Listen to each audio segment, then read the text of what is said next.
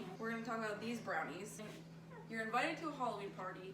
You don't want to spend hours making a dish, but you also don't want to be the person that just brings dips with chip. This is super quick and easy to make. It only takes about 45 minutes and everyone loves them. In the following presentation, we are going to demonstrate exactly how to make these pumpkin patch brownies. First, I'm going to explain the ingredients needed to make the brownies as I demonstrated for my friends here. Then, I'll ask for a volunteer to make one themselves. Alright, so let's learn how to make the brownies. This is based on a recipe from the website Delish that I found on October 8th. So, you're going to need a batch of brownies. You can either make them out of a box or you can make them from scratch. But you're going to need to crush up some Oreos, and you're going to need to melt some green chocolate. You can either use green candy wafers, that's what I used, or you can use white chocolate chips and you can put green food coloring in it, it's up to you. But you need the pumpkin shaped candy corns, and you need either homemade or a can of just regular chocolate frosting. If you don't want to use regular just milk chocolate, you can change it up with whatever kind of chocolate you want, but you really need to stick with chocolate, otherwise it's not going to look like dirt.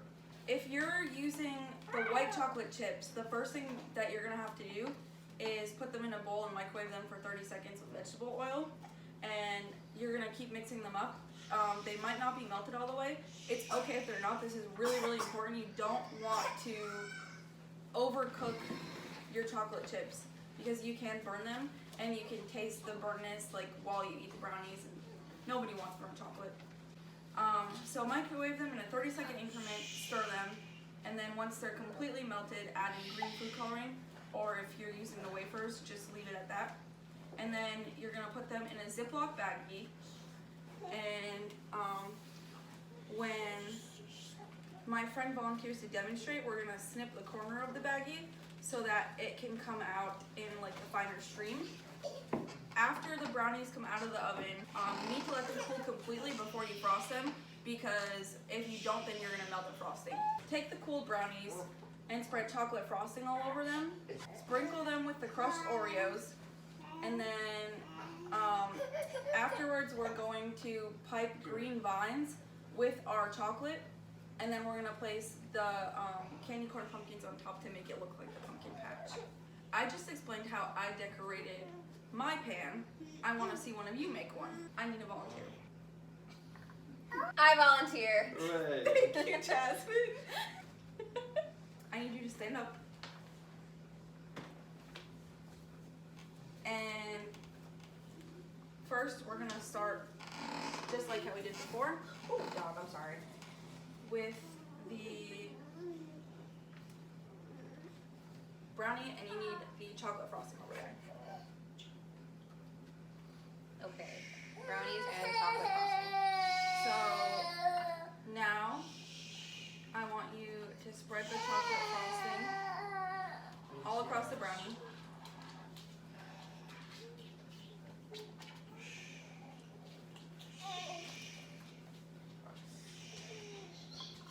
Like this?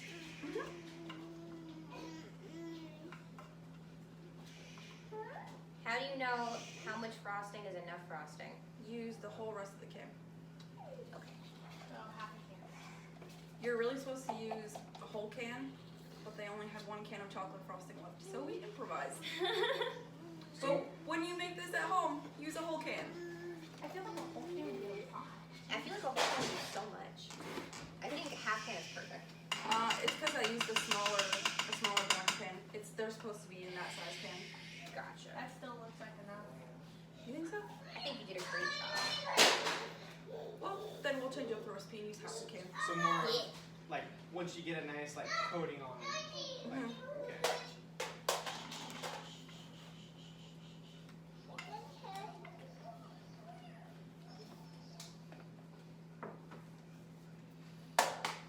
Okay, so next you're gonna take the crushed Oreos and you're gonna sprinkle them to cover the entire brownie. I feel like this takes more precision than I have. It's alright, you can spread them with your hands if they don't go easily. They will work with you to like actually spread.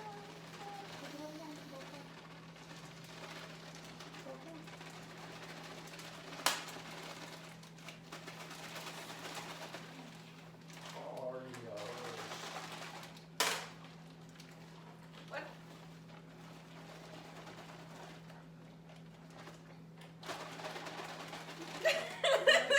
Stuck in the bag. No, it's that's like the frosting.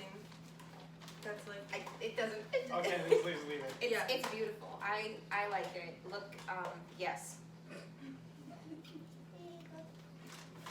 Yeah. so now snip the corner of your bag. Which corner? It doesn't matter. Yeah. How big should the Courtney, Okay. how big should the hole be? You want a very small hole so that you can get it finer. But before you snip it, open the bag and squeeze all of the air.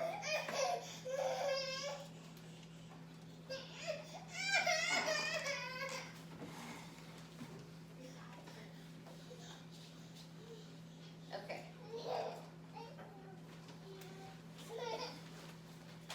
And you said a tiny hole?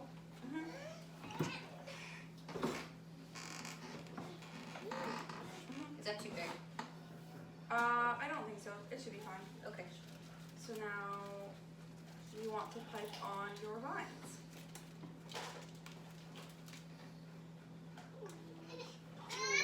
That's perfect. Like that? Just like that. Awesome.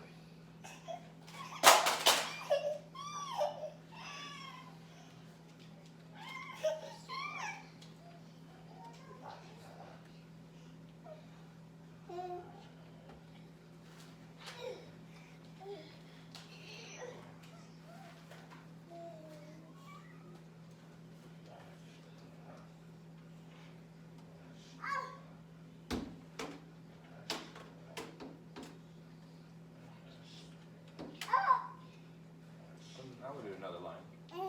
Yeah, I was thinking what's going on. Oh no! Ah!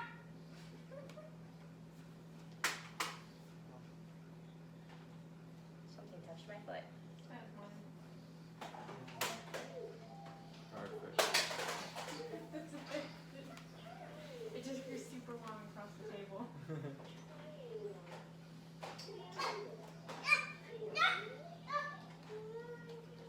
That's perfect.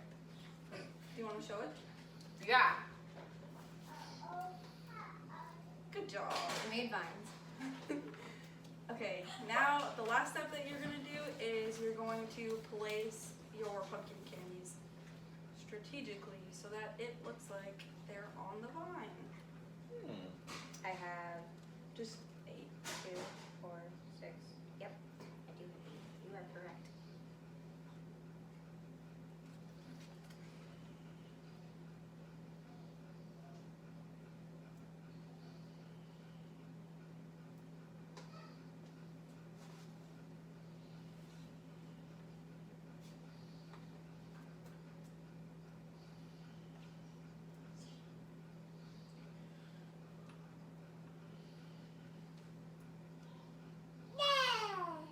Yay! Thank you, Wesley. All right. How'd I do? You did a really good job. Thank you. That was really fun.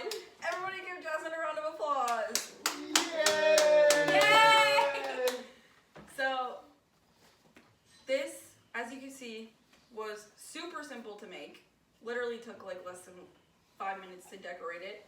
And it's very festive and it's almost so cute that you don't want to eat it. It's Yeah. also definitely a super kid-friendly recipe.